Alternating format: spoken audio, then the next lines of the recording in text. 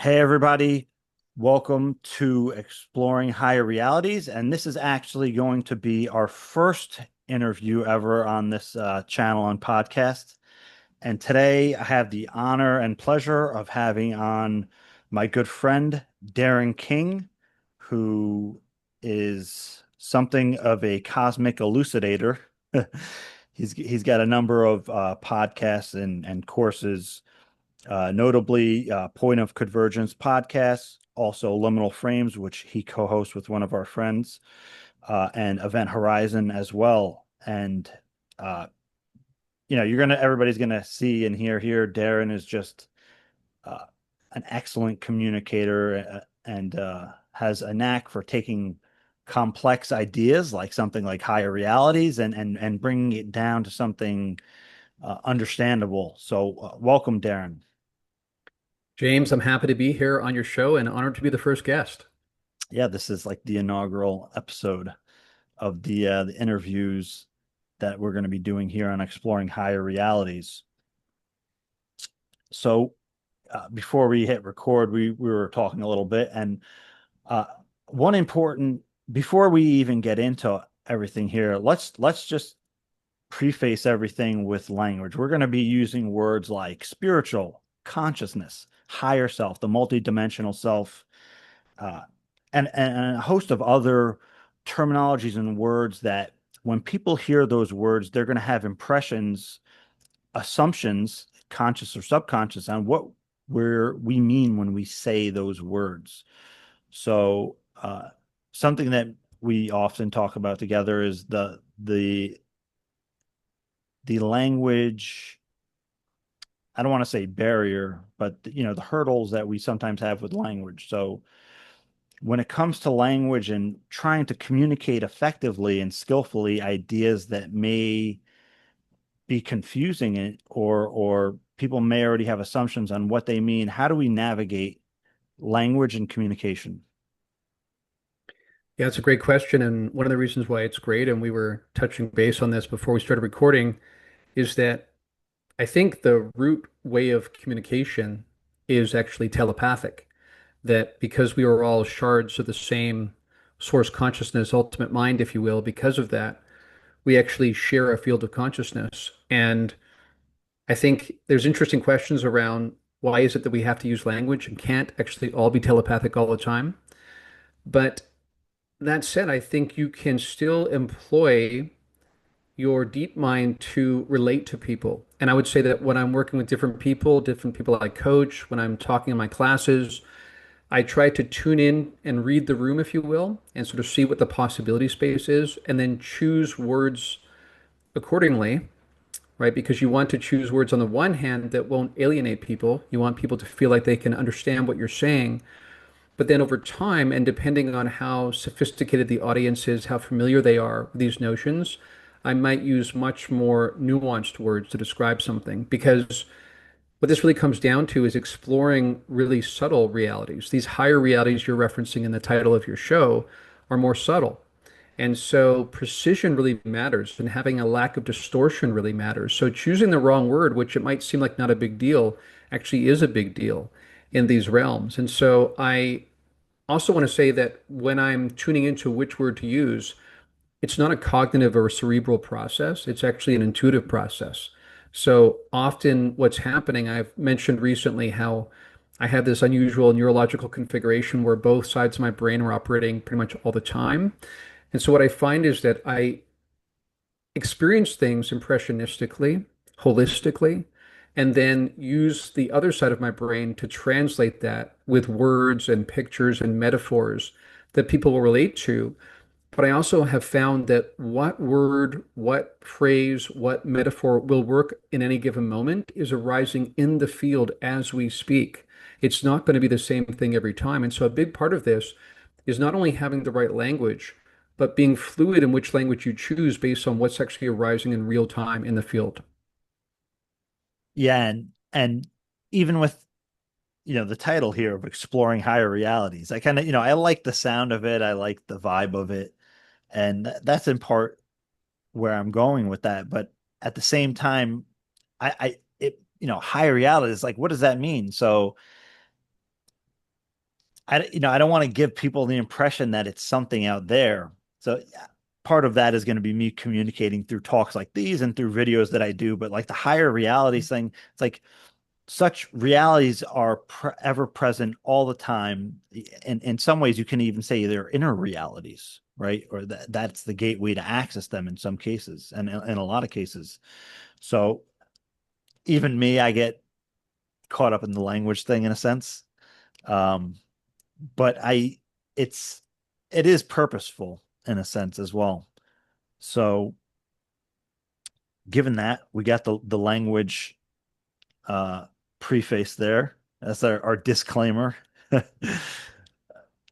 You have an initiative called the Essence of Being. So, number one, what is the essence of being? What does that mean? And number two, what is the essence of being initiative? Yeah, so essence of being, what does it mean? Basically, it's this understanding. There's kind of a play on words there in a sense because we are referring to being both as what we are and also an act of doing, right? So, but an act of doing that's less about performance and more about actual personhood, who you actually are. So, how should we be in the world, for instance? What is the essence of that? What are we called to? What feels most resonant for us? And also, what is the essence that is common to all of us? Because I already said that, we are all shards of source consciousness, if you will, is one way to put it. And because of that, I feel like we are all actually trying to return to or remember or resonate with the same core truths about who we ultimately are. And so that's really what essence of being is about, both how we can be in the world and who we most fundamentally are, and tuning from and having our awareness arise from that and tap into that. And like you say, that's why the inner journey is a really appropriate way to describe it, this journey of interiority, because that's how we get there. And people talk about having these outward experiences, but even now we're finding that science is discovering things, physics is discovering things, neuroscience, astronomy is discovering things. But ironically, much of those discoveries are comporting with what these ancient practitioners actually explored through inner journeys before we had any of this science, but they still found these truths about reality from this interior journey. So again, that speaks to essence of being as well. And I would also say that the initiative really comes down to, first of all, as you probably know, as you reflect on your own life, we live life moving forward, generally speaking, but in retrospect, we make sense of our lives. And my experience has been that through synchronicity and just the rising of wisdom, it has recontextualized my path and my past when I think about it. And so, in some ways, essence of being as an initiative is the logical next step, the arising based on what's always been going on in my life. I've been on this meandering journey, but in retrospect, I see how each sort of turn in that journey was picking up really important pieces that have informed my perspective. And on top of that, there are some really profound experiences I had, sort of, contact experiences, experiences with tapping into a wider, expansive kind of consciousness and a kind of exchange of ideas happening. And in that arose this really deep sense of purpose to go on this one particular journey and to share what was arising for me in that journey. This is about, again, who we truly are, and not just who we are, but how the misperceptions about who we are in terms of the illusion of scarcity, the illusion of separation being the primary one, that is basically the root cause of all of the personal, interpersonal, and collective challenges we face. So we have these various existential crises we're facing as a civilization. In my mind, they all arise as an implication of those illusions. And so it's not just that I think it would be helpful, while it will be helpful for people to tune into this in their own lives, for us as a civilization to make the passage we're making, which is why I called one of the podcasts Event Horizon. We're at this really bottleneck kind of place right now. We need to practically experience more of the oneness. We need to experience more being a collective consciousness. That term kind of gets a derogative kind of reflection in some circles because they think about the Borg and it seems like mindless and you lose all your individuation. That's not been my experience at all. It's a really profound opening into an expansion into everything, incredibly peaceful. So, wanting people to experience that practically and also recognizing we need this as a species to make the passage we're going through. So, that really is what's behind the essence of being initiative. Yeah, and for people watching and listening, those ideas certainly resonate with me. But how does one get there? How can somebody tune into that essence of being? Yeah, it's a great question. And that's something I try to help lead people through in the classes I teach and the coaching I do. And I'm about to lead a retreat at Mount Shasta in California next weekend. So I'm really looking forward to that. A lot of it comes down to this recognition, and this will be familiar for you as a non-dual practitioner, that this is already available to us. We don't have to go anywhere or add anything. If anything, it's cleaning the field of the distortions that are getting in the way. So we are getting in our own way.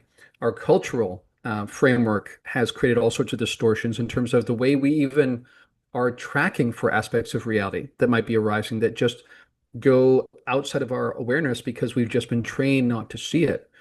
So a lot of it begins with unlearning. Excuse me, is unlearning the ways we have been taught in conventional Western civilization. And sometimes for that, I will help people dial into experiences they had, perspectives they had when they were young children, when that sense of adventure, and you weren't told yet what couldn't possibly be. And people will sometimes remember really interesting, enchanting kind of experiences. And then I often will also back that up with just pragmatic reasons why in physics and neuroscience and astronomy, we're realizing this materialist paradigm just doesn't make sense of the world based on what we know.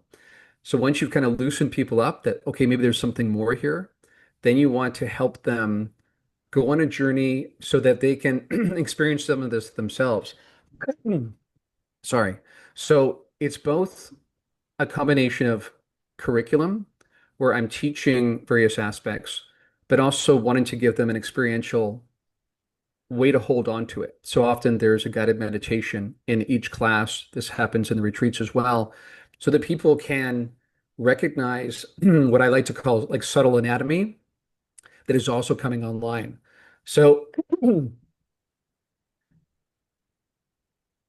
So this is how you teach people. You help them unlearn the things they've learned that have not been helpful. There's many of those things.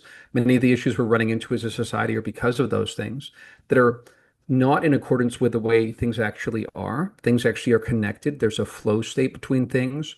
And when you go into nature, you sense this symbiosis that feels very magical. People will sit on their computers, but their screensaver or their desktop screen will be of a forest. So something's they're telling us something deeply about ourselves. So I want people to have that experience as well, and then practically walk through what it looks like to begin to clean some of the distortions that have formed over time. Those are cultural distortions, familial distortions, ancestral distortions, as well as distortions that have arisen from personal experience. Also helping people to recognize that time is not linear in its ultimate sense. And we can, in a very real way, tune into moments from our past as a kind of cosmic address and be with ourselves at a younger age and actually provide some of the wisdom and some of the support that wasn't there, perhaps in some traumatic experiences. And that actually will change that young child and that will bubble up and change who you are today. So it's a much more holistic understanding, not just of who we are over time and how we can access different parts of ourselves, but how we're part of this collective consciousness as well. Yeah, and this is like really powerful stuff. I got to come out to one of your retreats sometime. I mean, sounds amazing. Uh, but this on this channel, it might be the first time somebody's seeing you. How did you get here? Yeah, that's a great question. And the funny thing is, I was thinking about this is like I answer that question differently every time I get asked it. And Right. there also, I'm reading the room, right? Like, what are people actually asking for? One of the things I'm going to do at the retreat, one of the exercises I have people go through is to introduce themselves, but in a way they've never introduced themselves before. Because when we talk about ourselves, we often reduce it to this linear thing. I'm so and so, I'm from here. This is what I do. This is my job, right? And out of all the experiences we have, out of the plurality of who we are, the depth and breadth of who we are, the fact that we reduce it to that is part of the problem, right? So getting people to practice introducing themselves in safe spaces based on who they actually understand themselves to most deeply be. And then that becomes an exploration, which opens up new awareness in itself. So by looking in these different avenues, these different nooks and crannies, we open up new possibility spaces that then become populated. But in terms of my case, the first thing I'll say is that there's this really uncanny synchronistic feeling of leading in my life, where when I look back, even though when you were living through it, it didn't feel necessarily like it was following a certain course or even made sense in some ways. A little bit of this over here, a little bit of this over here. And yet, when I look back now, it feels very purposefully crafted. And so part of what you run into is this multi-perspectival view where you both recognize you have free will, but how you define that free will is within this larger non-dual context. And part of it involves the sense that, again, even a higher part of you, speaking of higher realities, this more fundamental part of you that is of which this lifetime is just one refraction, helps set up the events of your life so that they could emerge as catalysts to allow you to wield energy to transmute energy so as to grow in this deep wisdom. So in that sense, I feel like each of these twists and turns has been essential for me to get where I am. Now, some of the high points there is that I remember having really profound experiences when I was really young. I was often accused of daydreaming all the time because I was always tapping into these deeper realities. I realized that the world that I came into felt very dangerous emotionally. So I had this sense of a deep memory, nothing specific, but just this deep memory of I come from a place where there is no miscommunication, where there's this field of shared consciousness, undifferentiated, and it's holistic, it's seamless. There's no opportunity for people to hurt each other because we're so tapped into each other. We're extensions of each other. And I come into this world and I often describe it as everyone's walking around with scissors. You know, when you're in school, they teach you don't walk with a scissor pointing at you. Yeah. But that's what it felt like emotionally. It's like everyone's walking around with scissors.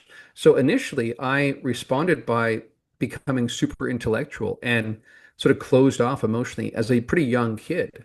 And it wasn't until my early 20s that I began to recognize while that kept me alive, and this is true for a lot of us, we choose certain strategies dealing with early childhood trauma or just difficulties when we're young. And once we become adults, we can sometimes reevaluate and say, okay, I'm thankful that my higher self knew how to handle difficult situations and get me through them. But now I can reevaluate and how do I want to live? And I recognize that by stiff arming the world, if you will, that worked to keep me safe, but it also blocked off all the good stuff, all the deep, rich emotional experiences that I realized at some deep level I came here for. So then I basically began to open up and had this 180-degree revolution where that's much more how I experience the world now. And I experience things energetically, essentially, and I want to feel the fullness of that emotion, recognizing even there that even things we call unfortunate or negative events or bad things are actually just configurations of energy that are trying to teach us something.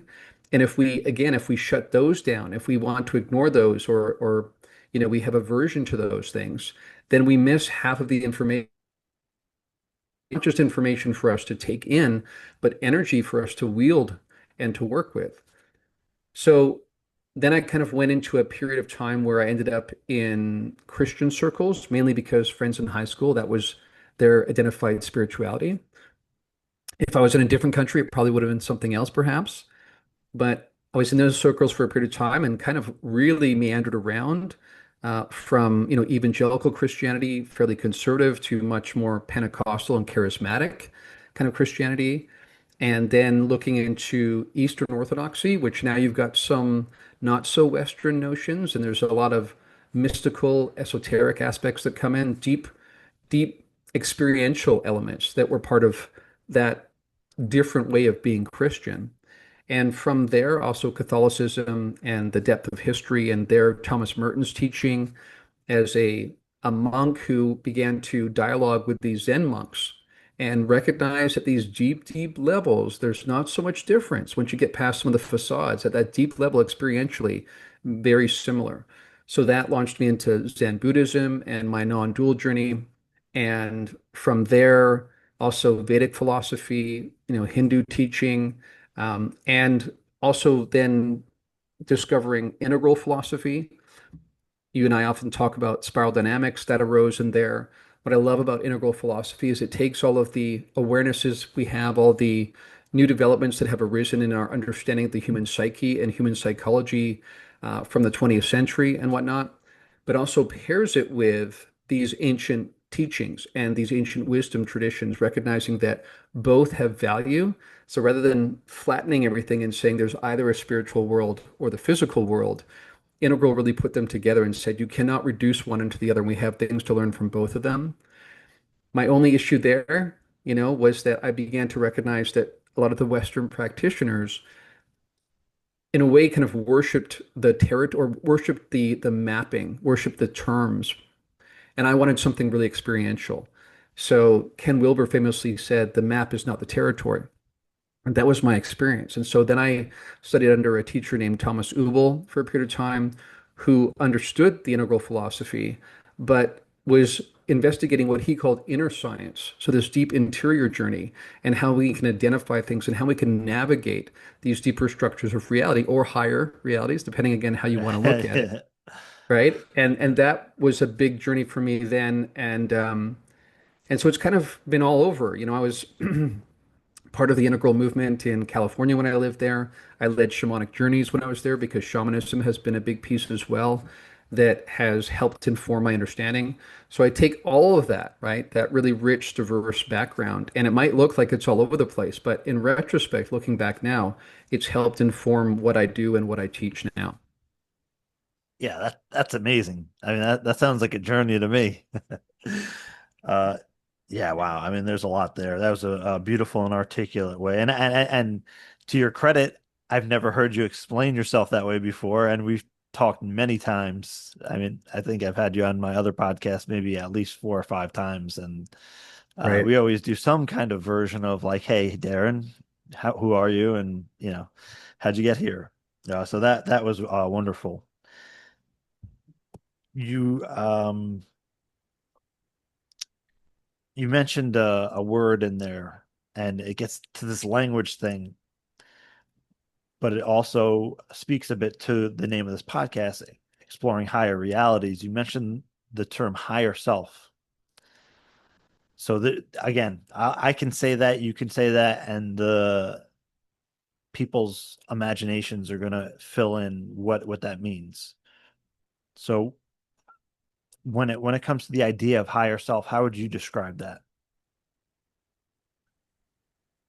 Yeah, well, it's interesting because this is where experience is so helpful.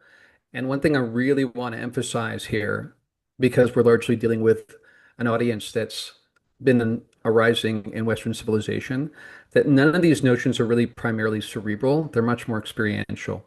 And there's a kind of gnosis involved. And I know some people, again, with scientific training might have a problem with that kind of term and that kind of notion.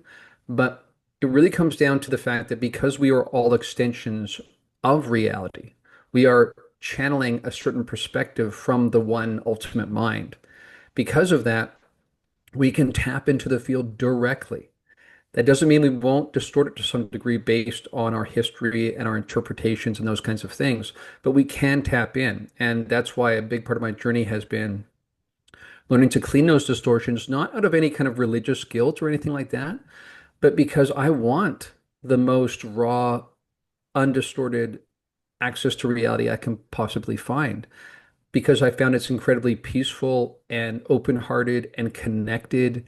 And so, why would I want to hide from that? So, cleaning those distortions has become really an important part of my process and helping others to do the same thing. And I want to encourage everyone with that, actually, that while some people feel like it's dangerous to be known to that level, I really practice and teach one aspect more than anything else, and that's radical transparency. I feel like the path to these upper realities, these higher realities, the deeper aspects of the self is through radical transparency.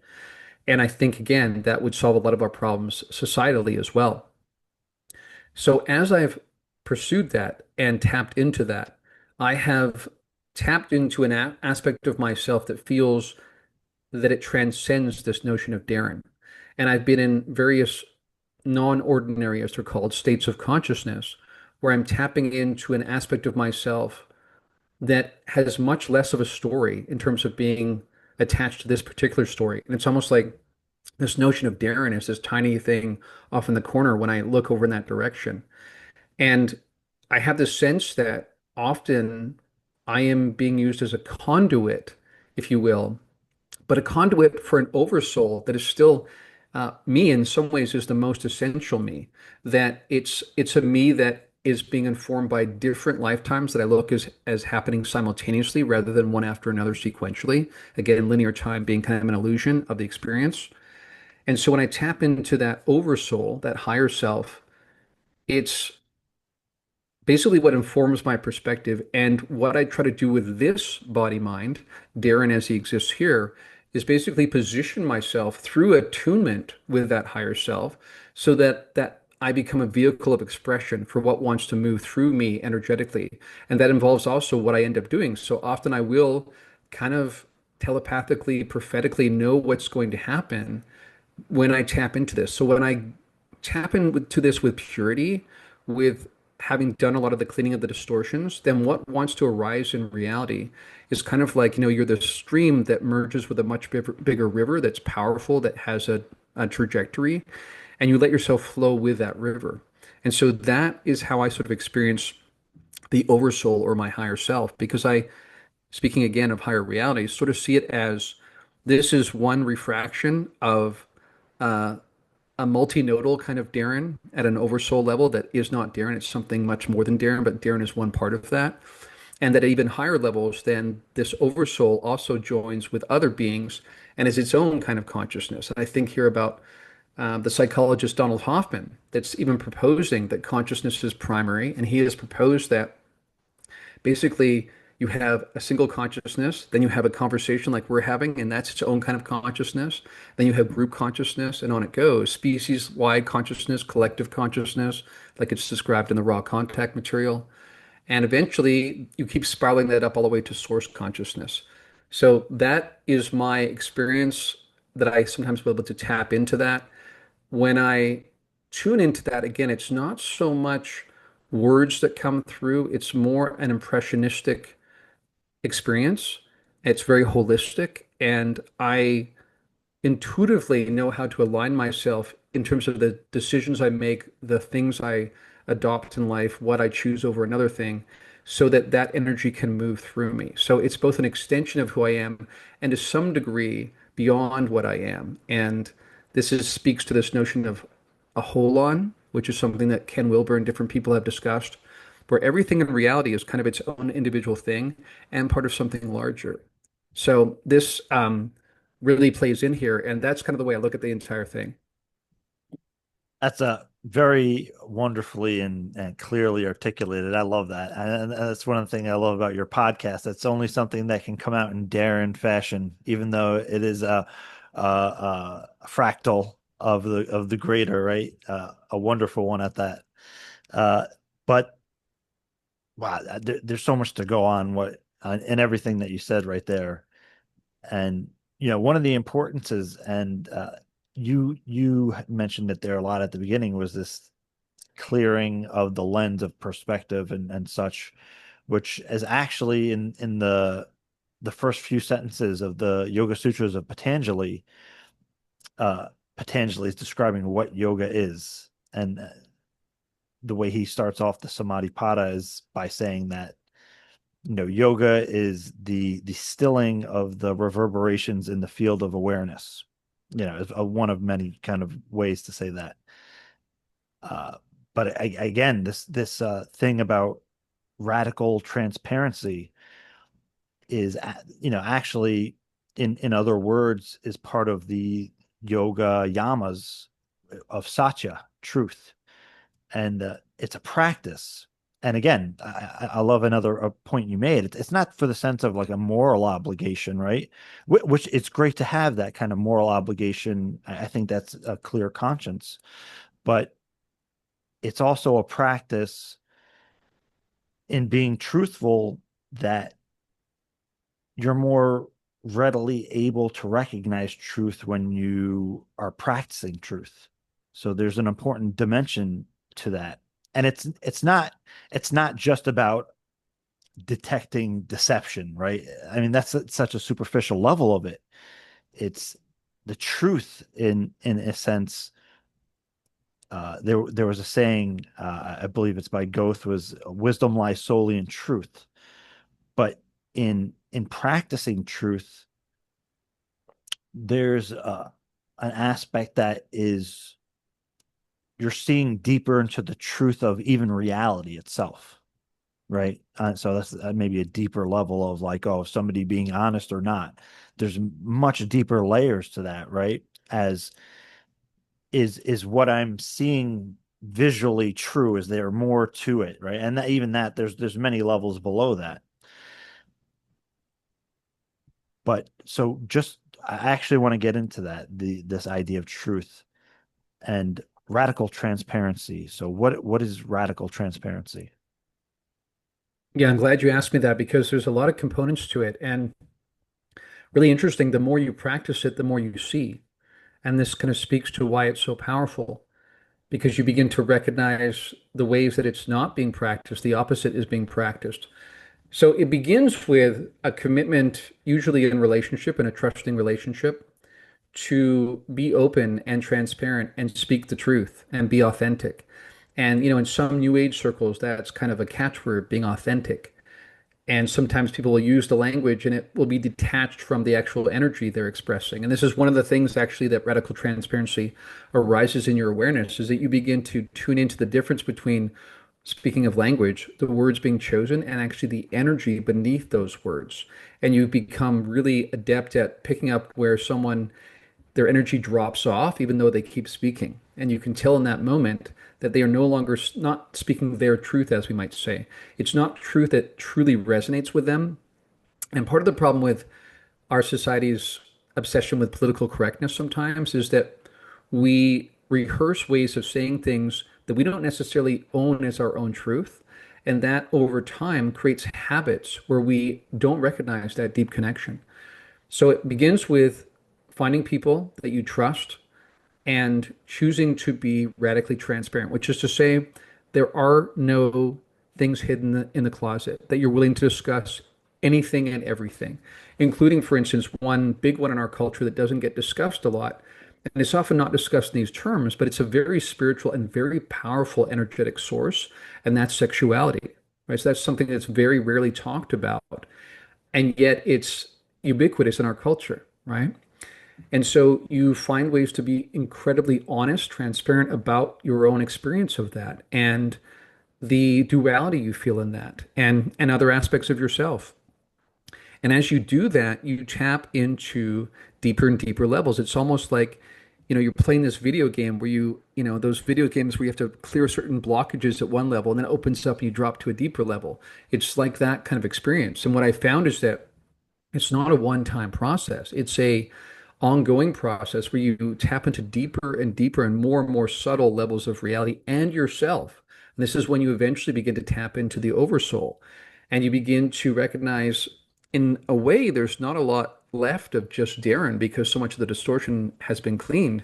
But then I get to be everything and I expand into that. And that is partly experienced as what people call ego death, but it's ego death giving rise to something transpersonal consciousness, which is much more experientially rich, I would find, than individual consciousness. And so it begins with that kind of relational dynamic of being really honest and working to not have any barriers, right? So that's why it's wise to choose people you can really trust. But then, even when it comes to showing up with other people in the community, other family members that might be closed down to these notions. When you go to work, You obviously have to use skillful means. You have to use wisdom. You can't say to everybody at work, "Hey, we're going to practice radical transparency starting now," right? That'll make you run into problems quickly. But what you can do though is trust that as you practice it, you're tapping into these potentialities that are beyond space-time, right? This is another thing about the oversoul. It's outside of space-time. So you can tap into and receive insights and leading about how to say something a certain way rather than another way. And it might seem like the most subtle difference, but it opens up something because something in you begins to tap into energetic possibilities that are existing at a deeper level, again, higher, deeper in our experience. And then you can sometimes realize as you've cleaned your own distortions, right? Not just being honest with people, but trying to make sure you practice a life that feels integrated, right? So one of the things I like to say is, show me how you live and I'll tell you what you believe. And it's not meant to be an indictment. It's meant to just say we do tell on ourselves by how we live because we might say things with our mouth, but how we choose certain actions, how we handle money, right? How we handle our own sexuality, all those things actually tell us where we're really at. And part of what we have to do is pull back from what we're used to saying out in the world and actually tune into who am I really? And is that who I want to be? So you want to live this authentic kind of experience. And as you do that, and as you practice radical transparency with people you trust, then you begin to tap into not only potentialities and opportunities that are arising synchronistically in the field when you deal with people, but you can tell what the possibilities are for other people because you become so sensitized energetically that you might recognize this person, it would not be a good situation if I practiced radical transparency. They would actually perceive that as a threat. And so you decide maybe some other means, or you say not this time. Other times, and I've had, people take my class who've practiced this in the weeks after we talk about it, come back and say, hey, I was in a coffee shop. One person came in who's kind of someone I know in passing, but I don't really know them. But I had the sense that there's a possibility here of real connection. And so I reached out, made a connection, and now we've like formed this kind of radical transparency kind of commitment together. And sometimes it means that people who might even be, kind of nasty and mean-spirited on the surface are actually really struggling underneath that. And you might have a really insightful way to tap into that and make them feel safe in a moment that will allow them to experience the very, very first glimpse of radical transparency because they're able to let a little bit of themselves out because they don't feel threatened because you tuned in from this awareness in the field. So there's that part too. And then there's more here, but I'll just say one more. And that is even when it comes to our culture and marketing and advertising, same thing. That's the opposite of radical transparency. It's how can I manipulate you? Basically, we've made an entire industry of industries, right, of manipulating people. And so it's become so normal and ubiquitous in our culture that we don't even think about it until we go to another culture and realize not everybody does it that way. And what I really want to emphasize, again, it's not from this moral obligation so much as it's from the sense that we suffer individually as people in communication and as a collective when we choose to obfuscate our own experience with reality. And that's what a lack of radical transparency does. So, in all these ways, this is all to benefit a cleaning of the distortions so we can tap into the shared field of consciousness.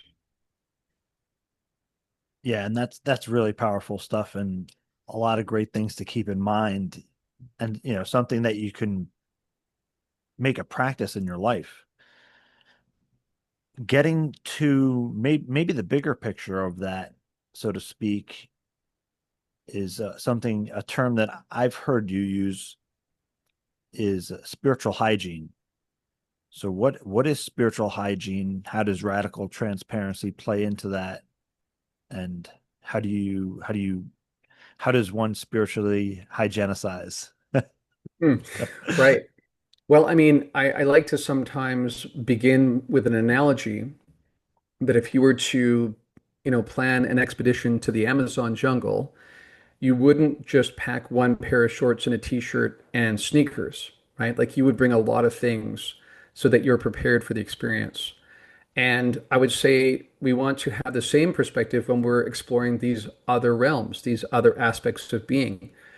And that means we want to recognize that everything ultimately is energetically showing up again as configurations of consciousness.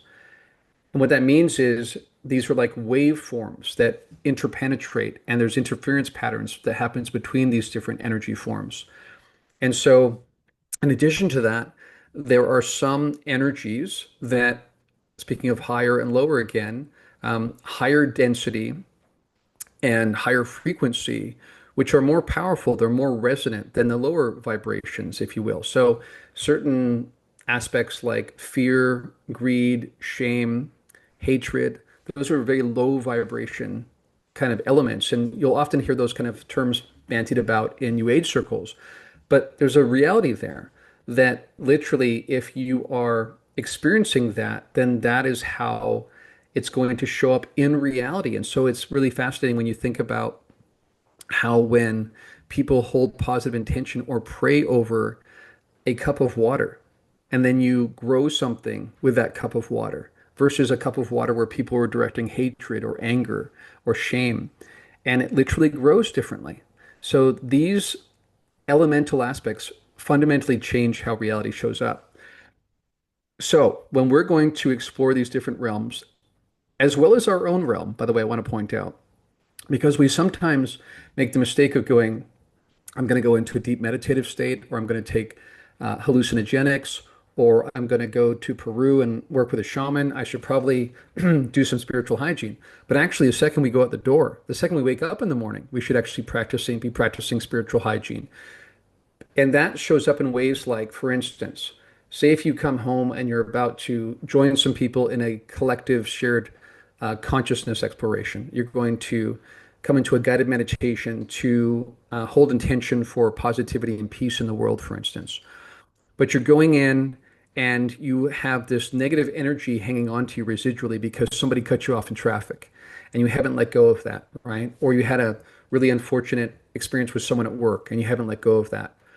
Just like when you dream sometimes, you'll notice that these elements show up in the dream itself. They become the elements of the dream that get populated in, so that energetic configuration ends up manifesting in the dream. Reality is like that as well, much more than people realize, especially in the West. So, both in our waking reality and any of these more subtle realities, whether accessed through meditation or psychedelics or through group processes, we want to be aware of what we're bringing in. We want to also make sure that we are reaching out for a benevolent kind of connection that is working at one of those higher vibrations. So we first want to cultivate that vibration. And then there's this kind of harmonic resonance that happens in the field, and you connect with other beings, other intelligences, other aspects of reality, including other aspects of yourself that resonate at that kind of vibration. Same way, though, like I said before, sometimes when people are talking, their energy drops when they keep speaking the words. In the same way, just saying the words in kind of a route way is not going to be enough. Like you actually have to make sure that you're tapping into what is my actual energy. So when you hear people say things like, hey, come to my 3-day retreat and I'll teach you how to manifest riches and a new house and a new wife and all these things that people want. And they make it sound like these mantras you just say with your mouth, right? Again, speaking of language. But that's actually not what you're putting into the field. What you're emitting into the field is a much more core sense of who you are. So this deep inner work allows us to tap into that, begin to work with that, be able to cultivate what we want that to be, because a lot of people are even not even tapped into what that is. And then make sure that when you then turn out and reach out in the field and in life, that you're aware of, cognizant of the energy you're emitting into the field, knowing that's what you're going to harmonically resonate with. So all of those practices speak to spiritual hygiene, which is to say, what are some practical, healthy ways that I can experience the world in all these different levels? And if you were to give a short bullet list of a few practices to summarize that, like what would it look like? Just like a few like points. Well, so the first one is to, like I said, that residual energy you want to check for. This is again where it's so important that people not stay in their heads all the time, because many people in our culture, uh, when people talk about this notion of the monkey mind, what they feel like is that their mind is constantly going through thoughts, and they're often cyclical thoughts. People often spend time in the future or in the past rather than being present. And when you're doing that, you're actually not tapping into what's actually going on within. So if you were to, again, do any of these kind of spiritual practices, you're not even going to know what's going on. And so you want to dislodge yourself from that monkey mind, right? So an example there would be you use breath work, for instance, to slow down your metabolism, to control your nervous system, to allow for this physiology to begin to have the somatic experience of calming down. And then you start practicing, this is something we do in Buddhism and Zen and whatnot, is you start practicing for the first time being aware of your thoughts. So a lot of people just stay busy. And I think Carl Jung's spoken about this. The last thing people want to do is ever be alone by themselves for 10 minutes. So Yeah. instead, we fill our lives with Netflix and doom scrolling on our phones and calling people online all the time. We have so many distractions in the modern world. And I think that's much more catastrophic than people realize. Actually, I've been tuning into this. We really are losing a lot with this constant online presence, and we're losing the subtle muscles that our ancestors were more tuned into. Partly that even arises from being in nature more. So as you begin to slow down, use breath work to calm your physiology, and then you just turn your attention to the state of your mind, what's happening. And at first that can look like a madhouse. It can just look like kind of a machine where, all these ideas are bouncing around constantly. It looks crowded, it looks chaotic. And at first you don't know what to do with it. But basically, slowly over time, you develop this practice where you watch it with this witnessing perspective without feeling identified to it. I think about Eckhart Tolle talked about this amazing experience he had where he was in college and he was getting so stressed out and filled with anxiety. And he's like, one time he said, I'm going to drive myself crazy. And he had this awareness, who is this that knows that this being is driving itself crazy? It's almost like there's another being taking the witnessing perspective. And that's when he suddenly had this kind of epiphany. I am the witness. I am not this being having this experience. So one of the practices is creating decoupling of subject from object, and you can see yourself, hold yourself with compassion. A lot of people have that problem too. They judge themselves much more harshly than everybody else, but that's still millions or billions of people creating judgment, right? Which also impacts the collective field. So you want to take that witnessing perspective, notice that. And the second you do that, that already has created a bit of decoupling and separation. So you're not so fused with those thoughts anymore. And then slowly but surely you begin to recognize, fewer thoughts are populating. And you recognize it's very much about what we engage with. So then you just choose to watch the thoughts. Like the analogy that's used is you have this blue sky, these clouds drift across the sky. These are the thoughts that emerge. And you practice not engaging with them. You notice them. You don't try to push them away. You don't try to suppress them because that's its own energetic intensity that distorts the field, right? So equally an attachment and an aversion both distort the field. So you want to practice just having this witnessing perspective, watch it, don't engage with it. And eventually the monkey mind starts saying, he's not playing anymore. This is no fun. And fewer thoughts come. So that's just one practical way that you can become aware of the deep inner workings through this practicing of the witness and how you can also cultivate a better thought life, delving into this deeper awareness of who you are. And that helps you be more cognizant when you go into these other practices. Wow, that was great. Yeah, for sure. And man, there's so much to go on there as well. I'm thinking you have another part of the essence of being initiative called the frontiers of experience. So what is that? Yeah, so one of the really fascinating aspects of my journey, and I remember you and I having a conversation probably back in 2019, 2020, when I was thinking about starting a podcast and I was asking people, what do you think about these different names, right?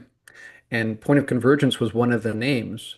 And the notion there was this felt sense that was also backed up with some data that these different non-ordinary outlier aspects of reality, things like near-death experience, contact with non-human intelligences, psychedelic experiences, psi capacity, all these different aspects seem to be pointing to something fundamental about reality that seem to transcend and sometimes obliterate physicalist notions of reality.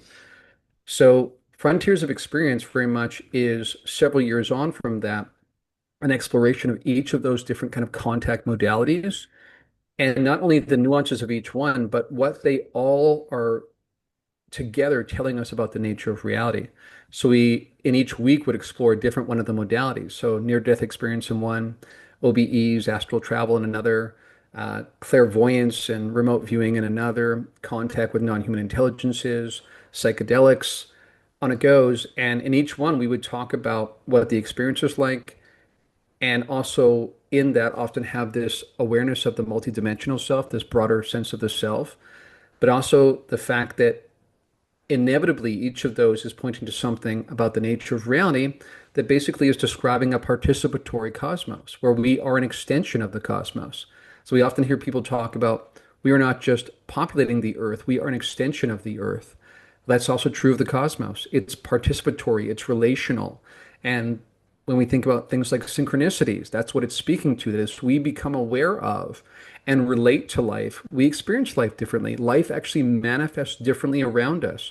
So we question this physicalist notion that reality is something out there that's objective to me. Not true at all. I'm very much an aspect of reality. And that's why when we think about certain traditions, both in ancient non-dual wisdom traditions as well as in more recent UFO phenomenon kind of traditions, the sense that the most ascendant beings, the most benevolent beings, and they're benevolent because they're tapping into the fact that everything's connected. They don't want to fight with or become adversarial towards anyone at any level or stage of consciousness because they recognize they are an extension of themselves. But in addition, because they're so aligned with the source code of reality, if you will, that at that level you can tap into with thought alone, with mental intention, actually authoring the structures of reality. So this is a really important aspect that I think we tap into, that we not only recognize reality, see it differently, but we experience it differently. We wield energy differently. We start recognizing the degree to which we are co-authors in this participatory cosmos. So that's what Frontiers of Experience was all about, was right now, according to conventional thinking, those are strange frontiers to explore, but in a way, they're returning us to this foundational understanding of what everything is. Yeah, and a lot of those types of experiences that you had mentioned, this is something I did want to touch on somewhere in our dialogue here, was the idea of initiation. And so almost like what you said, that some of these experiences, or all of them really, are in a lot of ways showing us that there's something deeper or higher to reality than we would assume from mundane uh TV dinners and whatever's on TV and Netflix and streaming now and on Twitter or X.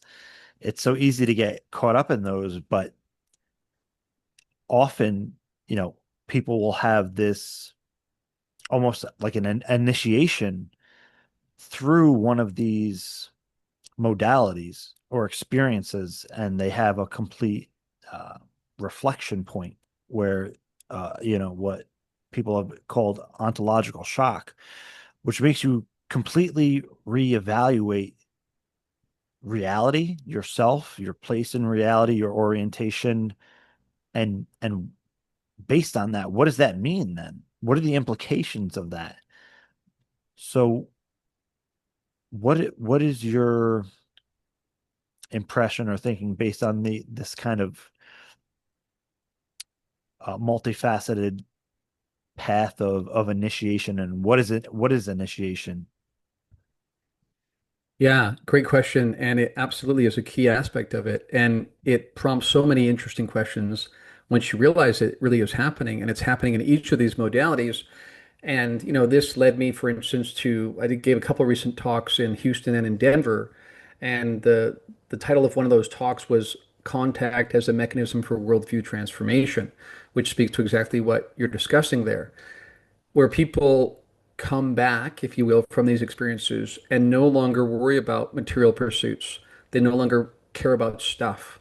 They are much more connected to their brothers and sisters and therefore want to help people because this illusion of separation has been exposed as an illusion.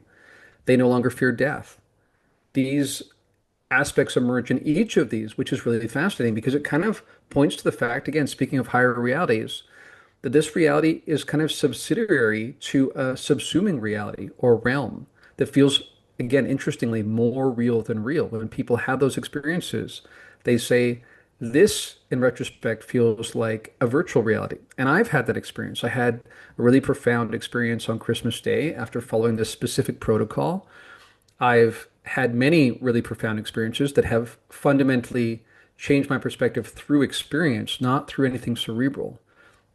But this one was the most profound, where I had a deep sense when I returned that this is not real like we think it is. And that, again, made me realize I don't want to waste my time worrying about things or letting fear dictate at all when I'm going to wake up from this and it'll be just like a dream state. So I want to make the most of this. It's purposeful, right? It's not random, it's purposeful.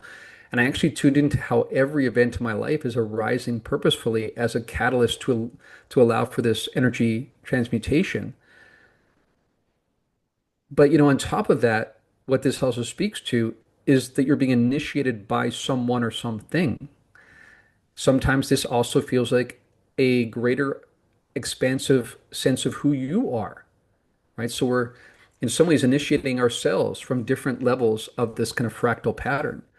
And people are never the same as a result. And of course, as you and I both know, one of the really fascinating aspects is that some kind of superpowers sometimes come online. And my experience has been as I've been practicing these things, delving into this aspect of reality, you come back and you do have capacities online that weren't there before, or they're much more attuned and present than they were before, much more sensitized. And you fundamentally see the world differently. So many people come back with these psi capacities online. They now have precognitive dreams of the future because they've been in a realm where linear time doesn't exist. And so somehow when they come back here, something has alchemically changed in their nature that fundamentally makes reality manifest differently around them. So these are fascinating aspects. And I think what's most interesting about it for me is that it leads us to want to live differently. It's not just a bunch of people sitting around drinking coffee, talking about ideas. It's about this shift that happens that touches your heart, that makes you want to live differently because you recognize you're part of something connected, this field that is eternal. And in some ways, even eternal is not the right word because that's a time word. It's more like it's infinite. And you recognize you are that and that this is just one refraction of that. And how could you possibly live the same way after having that revelation? Absolutely. And, often the idea of initiation is correlated to almost like a rebirth or being born again into like a higher reality or spiritual reality even. And you're feel more deeply tuned into the consciousness aspect. And, I some of the experiences I had spoke to different things that you were talking about earlier, even as experiencing past, present, and future simultaneously as one thing, right? Just, I mean, it's one thing to say that, but to have the experiential firsthand perspective of that, it I mean, I don't want to sound so like 3D, but that will rewire your brain instantaneously, like completely, just like some kind of phase shift thing. Uh, so those experiences are powerful and they're transformative, and it's great that there are people like you doing the work that you do. So when these kind of things happen, people have a place to go in a sense to look of like, wait, what is going on? Because, and I think it's great that there's more people coming forward and contributing in that way. But speaking of experience, we talked about you doing kind of experience field over here for people to have a taste of some kind of experience based on your work. So, would you be so kind as to guide everybody through a short experience? Yeah, I'd be happy to. And I think this is an example of how we can tap in and self-regulate and therefore allow for more expansive awareness to arise. And I just want to remind people again that this is really something I said earlier, that we get in our own way. So this ability to tap into the field is always there. We just want to clean the distortions. We want to remove the blockages, and then the depth perception naturally arises. Like when we go through ego death that you just spoke about, we have to go through that before we have transpersonal understanding. And I've also had experiences where it felt like I was going to die. Like it was incredibly overwhelming. It was right to the edge. And I felt like I was in a field of reality that was purely emotional. There was no structure. That was all like this underlying meaningful emotive kind of plane where everything was rawly exposing and rolling over me. And again, after that, you come back and you're not the same. And there has been a death. There has been a death, but it's given rise to this much more expansive understanding. And that's why you probably heard this in various spiritual traditions. They'll say, die before you die. The goal of dying before you die is so that when you return, you recognize you are infinite. There's no way you could die because you weren't created to begin with. You are the substrate of everything we're seeing arising in our midst. So, with that said, let's drop in and connect with our deep self. So what I like to encourage people to do is to close their eyes, to get comfortable, and begin with our breath. So you want to breathe deeply, which means really open your diaphragm, fill your diaphragm, hold it for a moment, and release. You want to just adopt a easygoing but really full kind of breath work. So you want to again breathe in, hold it, and breathe out, letting it fully extend out of you. And as we're doing this, continuing with that breath work, we begin to notice how our nervous system is calming down, that our body begins to regulate, our heart rate becomes slower, and eventually our breath begins to take on this rhythm. So we are choosing to be intentional with our breath, and then it kind of takes on this pattern. We notice our bodies being relaxed and our nervous system being calm. And we want to take a moment to tap into the field all around us in terms of the space that you find yourself in. So the room that you're in, what is your relationship with that room? That might be a funny thing to think about initially, but there is a field awareness in the room. It's the residual leftover of all of the energetic interactions. So whenever we have interactions with people, we are impacting the field, and a place takes on an energetic signature as a result of all of those interactions. So you want to calm yourself, still yourself, feel the space around you, and tap into your relationship with that space. What energetic pattern does the space hold in relation to you?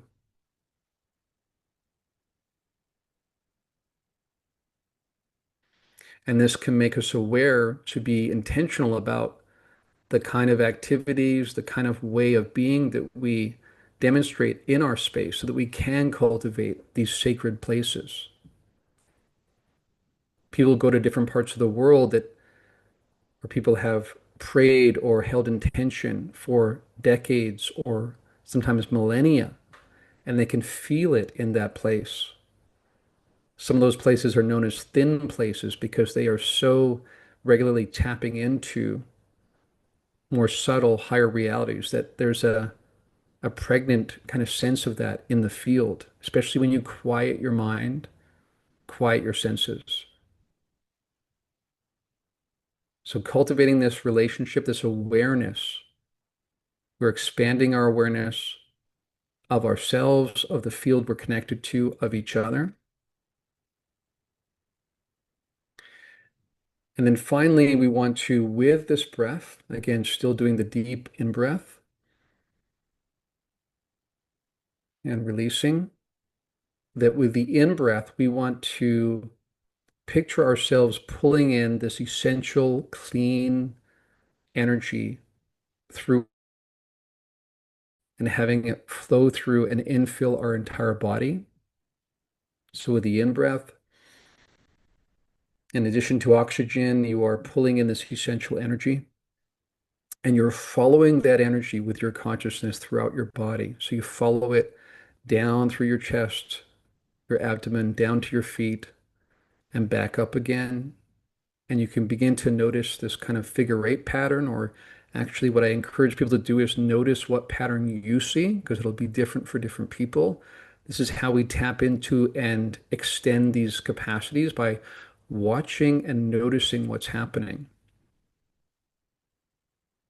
And with the out breath, we are letting go of anything superfluous, anything residual. Speaking of that residual energy I mentioned earlier that we might be hanging on to, we can even hold an intention without knowing specifically what is unnecessary or residual. Just hold an intention to release whatever is not helpful, what doesn't feed this holistic well-being.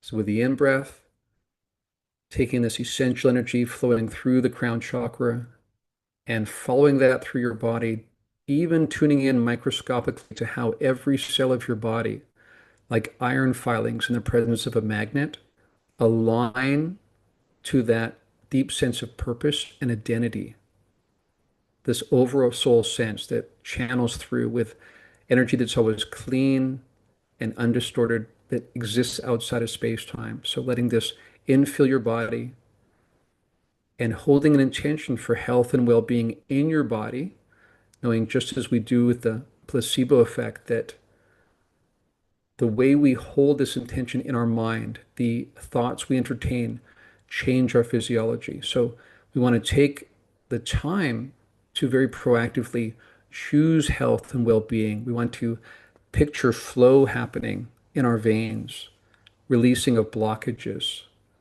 And we want to call to attention every aspect of our physiology down to the smallest cell to align to this central sense of identity that's channeling through in really clean energy through the crown chakra. And you can watch this energy again flow through the top of your head down to your feet and back up again. You can also let this energy that's moving in that pattern become like a sphere of light that's encasing your body, which allows you again to practice a kind of spiritual hygiene going into the world as well as into these non-ordinary states, these more subtle realities with this protection, this field of protection around you. And that's all we need to do to tap into protection is to tap into our highest self, our essential energy, and let that enfold us. And that will also create this harmonic emittance that goes into reality that will find harmonic resonance with other beings, other intelligences. So just let that flow happen. Notice the directionality of it. Be aware of your breath.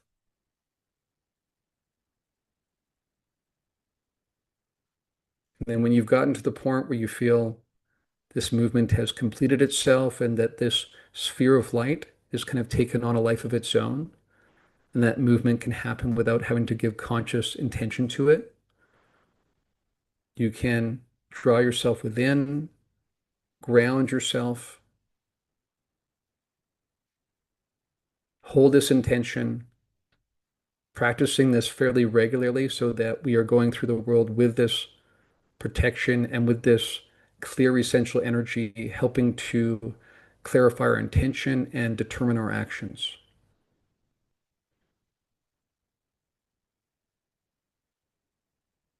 And from that place of integration and grounding, knowing that this is continuing,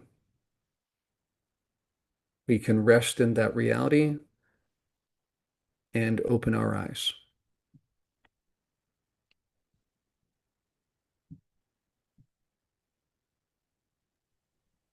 Yeah, that was really wonderful. Do you have a name for that meditation or Not really. That was okay. a kind of blend of a couple different ones. Yeah. Sometimes I go into a longer one. We do a full body scan. Yeah. Um, but this part about, practicing what is your relationship with the field around you, beginning to give attention there, and where attention goes, energy flows, as the expression goes. And we begin to realize, aha, I do have these subtle muscles. I've just never used them. And being proactive about the energy we're pulling in. And again, notions like the placebo effect really help us to remember that we have an incredible capacity to co-author our reality, that life is not happening to us, it's happening for us. And so basically, those meditations are all trying to teach those kinds of things. Yeah, and that was wonderful. And for people watching and listening who are like, wow, that was awesome. I want to practice that regularly. I'm gonna take that meditation and upload it as a separate video on a playlist here that so people can have an experiential component of this exploring higher realities. So it's very practical, right? It's not, again, I have this name exploring higher realities, but it's ever present. We're always not just in it, we are it. We are the field. So that the experiences like that are so powerful and beautiful and stay with us because they become a part of us in a sense. So thank you so much for sharing that practice. It was awesome. I was doing it with you, and Mm, it's beautiful. fantastic.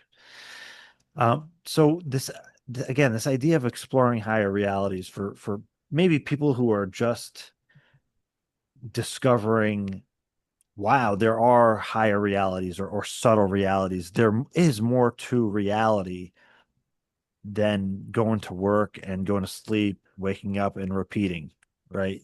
This kind of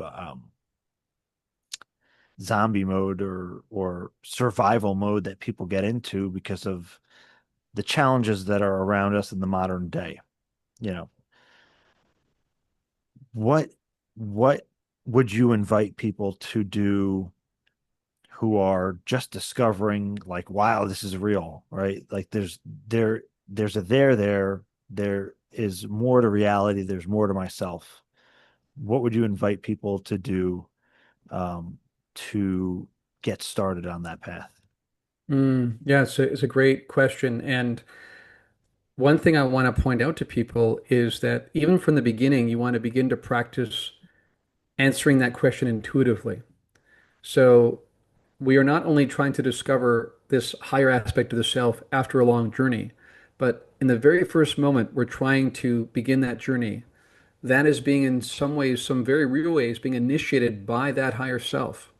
So the second you even have this interest, this curiosity, that seed of curiosity is arising from the higher self, because these things, again, don't happen in a linear way. So that's one key aspect, is to recognize you're being met by an aspect of yourself that is this kind of oversoul. And the very interest you have, the curiosity you have, is already the seed that will blossom into that full grown tree. So trusting that and relaxing into it. It's not a mental exercise. You're not trying to think your way into it. In some ways, you're trying to release thinking and drop into this deeper way of being, again, essence of being. So a lot of this comes down to practices that help us unlearn the ways we have shown up in the world. So join a class, find other people to practice with. Not just, it's good to talk about the ideas, that does help free up things, but you really want to practice it experientially. And then, as I say, with the intuitive self, I sometimes people have people ask me, "Can you tell me exactly all the books you've read in what order and which podcast you listen to, so that I can recreate your reality?" And it doesn't work that way. Right. because everyone is led differently. And it's a very synchronistic, intuitive path being met with different aspects of yourself intersecting over time in this kind of interference pattern. So you want to learn to trust that intuitive self. So be willing to take some risks. You want to begin small and not do anything that could be too catastrophic if you're intuiting it wrongly, but begin to practice this. This is all about an experiential process. Step into that and find others that are exploring the same kinds of notions.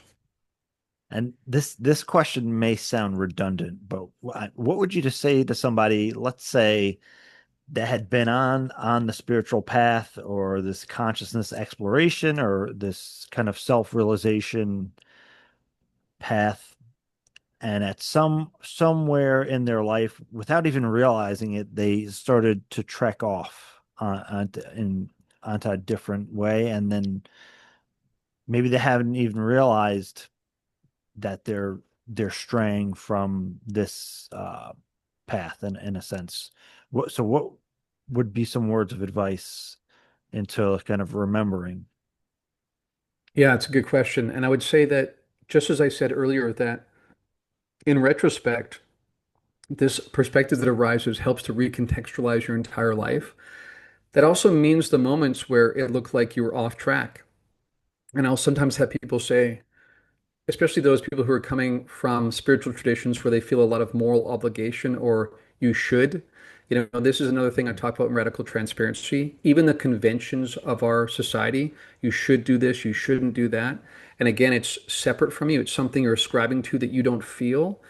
That is not practicing radical transparency.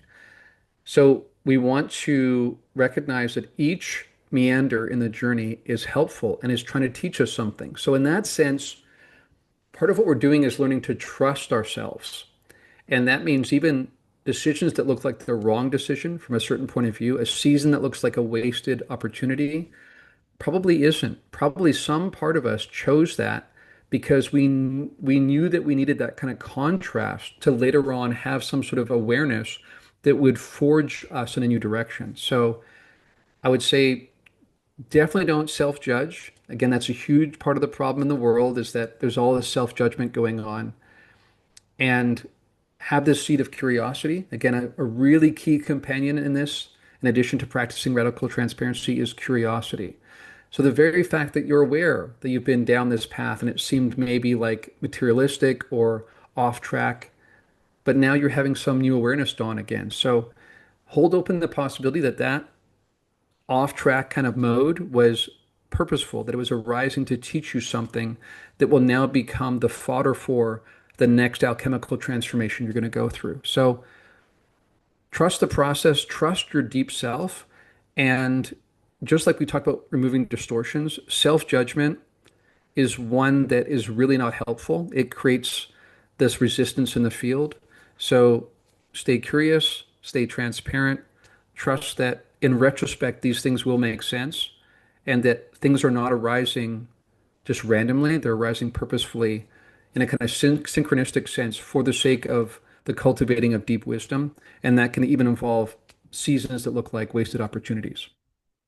That's great. And Darren, where could people find all your work? I'm going to link everything in the description for people to find your wonderful work, but where can they find your work? Yeah, thanks, James. My podcasts are Point of Convergence, Liminal Frames, Frames spelt PH, and Event Horizon. Each of those are their own podcasts that you can find on all the usual podcast platforms. You can also find all of them on my YouTube channel, which is Exo Academian. And a lot of this teaching work around these deep energetic practices, you can find on my Essence of Being website. So essenceofbeing.info is the website. There you'll learn about classes. So every spring and fall, I teach classes. So I just finished two classes and I'll be kicking off new ones in September. So you can learn about classes and the retreats. I have a page about my coaching there as well. And this is something I'm going to be leaning into more. This is something I feel called to do more of. And while having a fourth podcast is probably not in the cards, I do plan to do more online teaching along these kinds of avenues. So those are some ways people can find me online, they can generally find me as Exoacademian as my handle on X and Facebook and Blue Sky and all that. Yeah, thank you so much for coming on, for sharing the space, for sharing your insights, and for sharing your essence of being with all of us.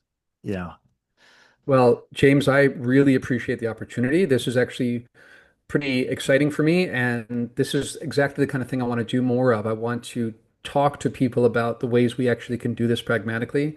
So I love the fact that you are exploring this new channel, and I know this is a central aspect of who you are and what you feel called to do. And I know this has been part of our camaraderie as we both feel this shared intention and about the deep truths about reality and ourselves. So happy to be here, honored to be the first guest.